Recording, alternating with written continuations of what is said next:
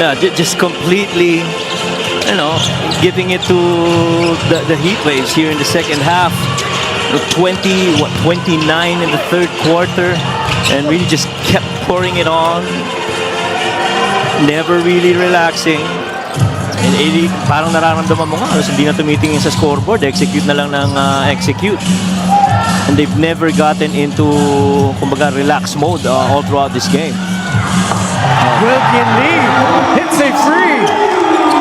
There will be game situations where I feel Coach Yong Garcia, if they need a 3 in a very close game and he needs shooters from the outside, I will not be surprised if Wilkin Lee is one of those guys that he calls out from the bench. Jumps Bautista, got fouled while taking the 3. What a journey it's been for this franchise. Itong Abra, Solid North Weavers, Coach Mike joined the league last season. Yes. And had a bit of a roller coaster elimination round. Itong free throw nito, by the way, is brought to you by Extreme Appliances, ang subok at kumpletong appliance brand ng Pilipinas. Na up and down sila, no? But managed to sneak in at that 7th spot. But ang nakalaban nila in the first round was the two-time defending, well, that time, the defending champions, the Pampanga Giant Lanterns. They got swept, but that was a pretty much competitive series, Coach Mike. And then retooled in the big way in the off-season. Got Dave, Encho Serrano coming to the fore para dito sa Abra. And after losing that game against the Pasay Voyagers way back in March, they have not lost since. Wilkin Lee with his second free. And now, grabe, 33 straight wins. Yes. En route to a historic national finals appearance.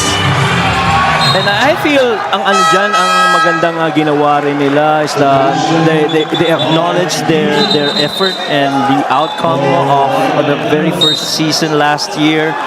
They started building from it, and Coach Yong has really, guided the ship into where it is right now, pulling in players that was very key in their rotation. They brought in Jason Brickman, played a game in Paco Arena in one of the regular season games. Never came back in the regular season, and then once that Caloocan season playoffs began, that's when they got Jason Brickman back.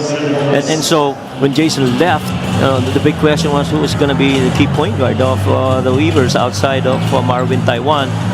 And I guess, the answers have really been evident here in the postseason, that Marvin Taiwan was going to be fine working alongside Jason Brickman. And Jason Brickman was really a guy that, really just wanted to mesh alongside the guys of the Weavers.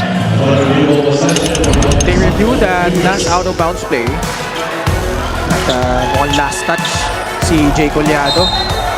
Daming kamay na tumapit. Siguro Tisa pala. Yan ako sa on-court Tisa. And I think the underrated aspect, Coach Mike, of how Abra did it is that ang daming bagong players din that became part of the equation, and yet you never felt like the chemistry cut off. Yes. Yun ang impressive actually. I mean, hindi ganun kadali na humawa ka ng isang team na halos lahat ng players de calibre. This is a good mix of veterans and young players. At start of the season, parang karamihan mga batang mga players ang hawak nila. They almost look like a collegiate team. But then when guys like Mike Ayanayon and Jason Brickman started joining in, talagang mas lalo nag-iba. Jolo Mendoza even coming in. Talaga nakita mo yung malaking difference at naging development at progress nitong Abra Weavers. And a foul given up by Chiu. This is the fast break of the game, brought to you by Extreme Cool Air Conditioners. Ang Extreme magpalamig, free installation for split-type air conditioners.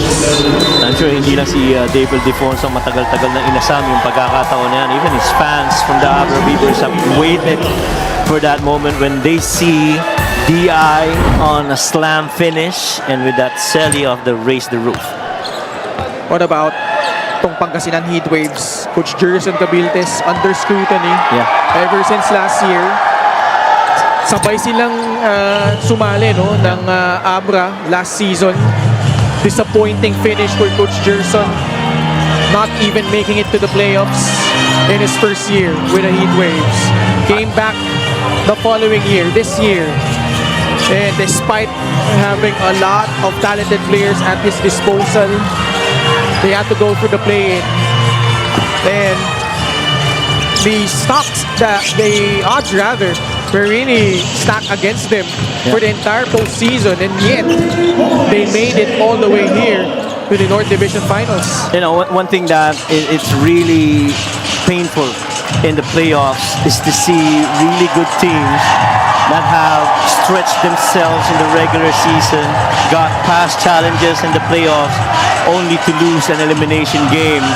And you know, the Heat Waves, they get their flowers, they've done well, and I'm sure they're going to build moving forward with this start here in the season.